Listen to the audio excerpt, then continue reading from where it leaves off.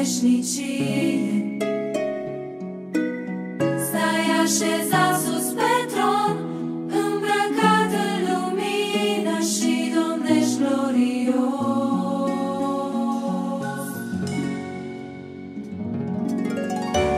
Ești măreț Dumnezeu, nimeni nu e ca tine, universul se închină.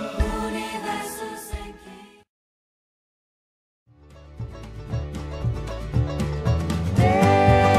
Întrebați, eu îl am pe Dumnezeu, El este răspunsul cel căutați.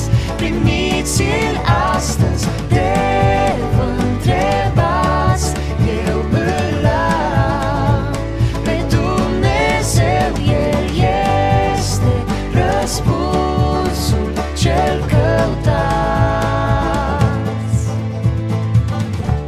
De unde atâta bucurie, când e greu și când e bine.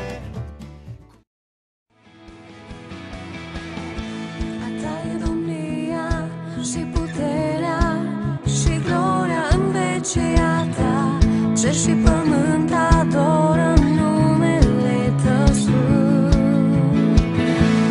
Moartea e înfrântă, cerul cântă și slava în vecia ta. Nu se compară nimic cu numele tău sfânt.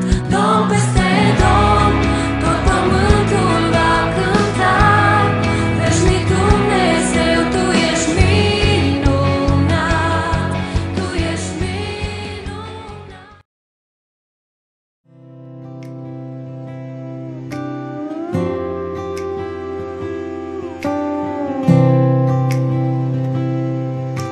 În fiecare an ne amintim de Tine, cum ai venit în lume să aduci mântuire.